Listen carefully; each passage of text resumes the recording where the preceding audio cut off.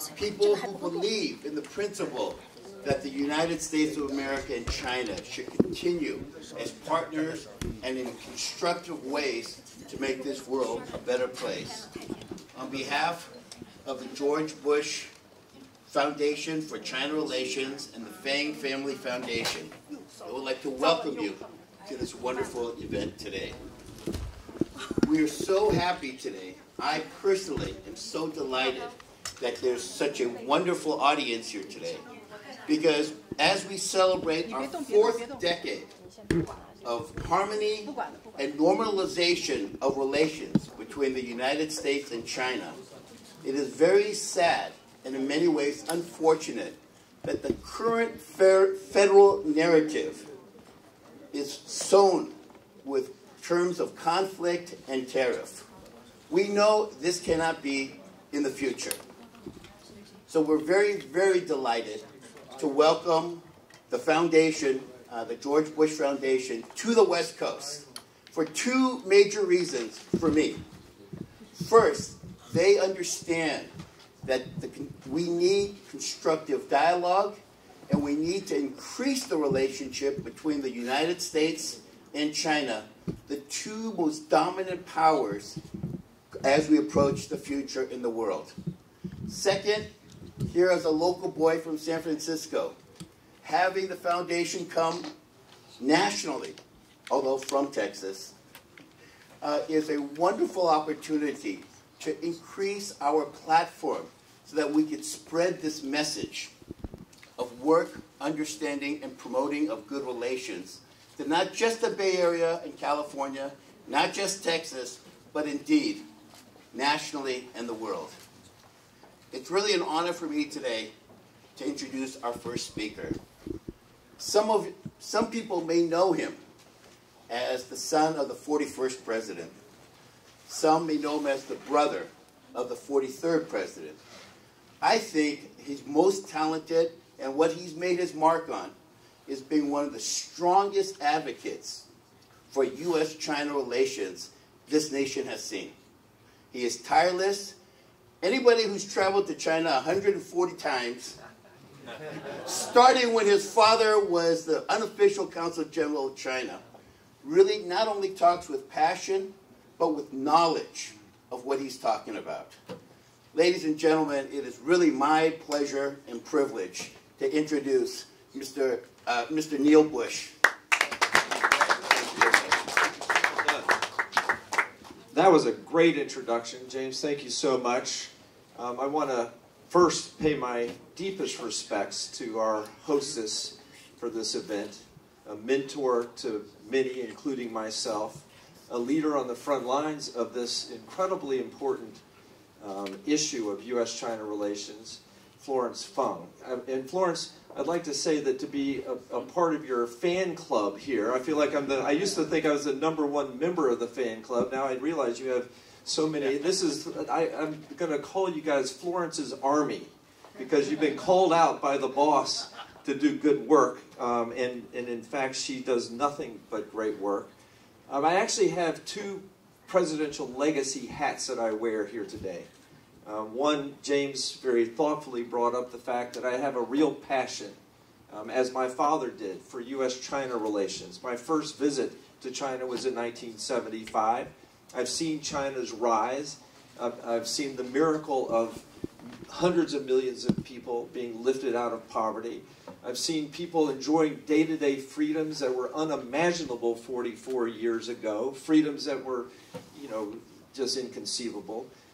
And I've seen a natural leaning by the Chinese people and the Chinese system towards America. They want to be friends with America. We have so much more in common than what divides us. And so I am passionate, like my father was during his entire life, from being the bicycling ambassador in 1975 and 1976 to being our ambassador prior to that to the UN. After that, the various positions, vice president and president. His very first trip, by the way, as president of the United States was to Beijing, China. He was the president that was in charge of our government when Tiananmen Square incident broke out. And had it been any other president, our relationship would have been probably pushed off the cliff and put in a very difficult position.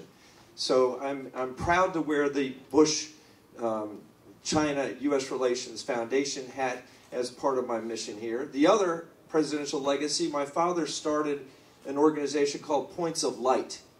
He knew that government, whether it's the U.S. government or governments around the world, aren't capable of solving all of our society's greatest problems. And he saw that in every human being there is a light that resides in us that empowers us to do something for others. And as we've seen challenges after challenges in our country and around the world, one of America's greatest exports is this notion of volunteerism, of stepping up, rolling up your sleeves, and doing good things for others. And there's never been a more important time to rally the forces of good than in this time, as our world is now threatened with a pandemic, the coronavirus. The coronavirus knows no borders. We have a natural humanity. We share a common humanity. And as humans, we must double down our efforts to join hands, to be collaborators in preventing. And I'd like to acknowledge the Consul General from China here, Mr. Wang. Your country has done so much to keep the virus in China and to keep people from China from catching the virus at the expense of your economy. And if this virus ever gets into the United States, it's hard to imagine the United States being able to muster the courage to say, okay, we're going to shut our economy down for like 4 or 5 weeks, because we don't want people to get sick. And I hope we have the courage to do what the Chinese have been able to do and continue to do in their struggle to overcome this incredibly threatening disease or virus. So I just want to applaud. I hear a lot of criticisms of China not being transparent enough, not welcoming. I don't believe what I hear about China these days, truth be told. I wish there were voices that were a little louder than the skeptics. One final thing about my U.S.-China passion. It just is so frustrating, as James pointed out, to hear the hysteria as it relates to our relationship with China. And it's as though China is stealing every job. It's like they're stealing all of our technology. It's like all these negative things.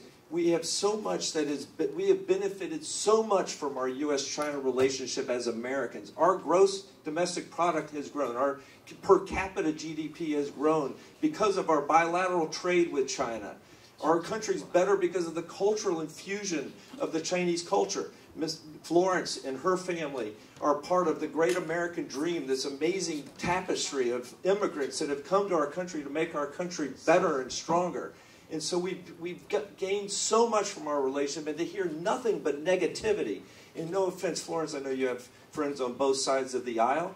We need to do a better job with people on both sides of the aisle to get them to see the reality that China is not an existential threat to our economy, nor to our national security. And we need to lock arms to confront our growing human challenges, whether it's infectious disease and the pandemic spread of a coronavirus, whether it's food shortages in the future or water shortages, whether it's terrorist activity, whatever it is, it's incumbent upon the two strongest economies in the world to work together.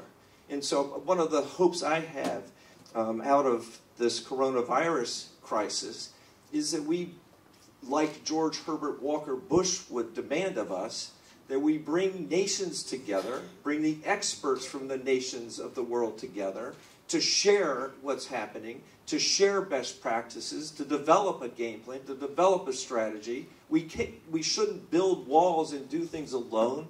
We must lock arms and move forward together.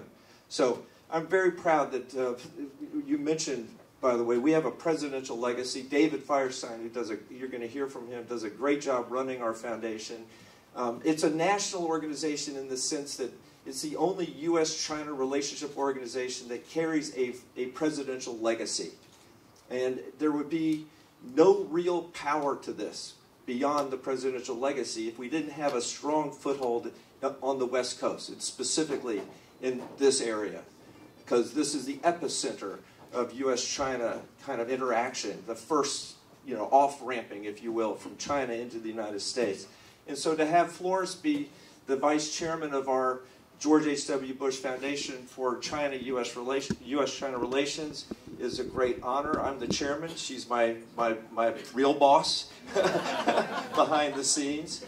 She's a founder of our organization, and she now chairs the George H.W. Bush Coronavirus Action Network, the CAN network.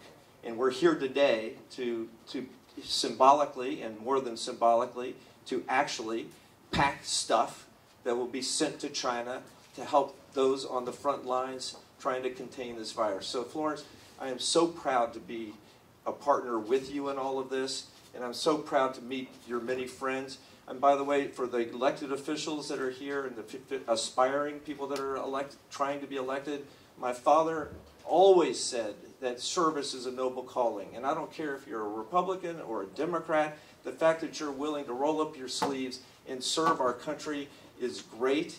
And thank you, sir, for your service, for your great country as well. So with that, do I turn it over, or James, yes, you take it over? Okay, I'll give it back to James, the master's choice. Thank you, guys. Thank you, Mr. Bush. You really got one thing correct. The Chinese women are always in control. So I agree. I agree. The Chinese women are always in control. So this next guest probably doesn't need that much of an introduction here among us, but I would only say I'm extraordinarily proud of her. She has dedicated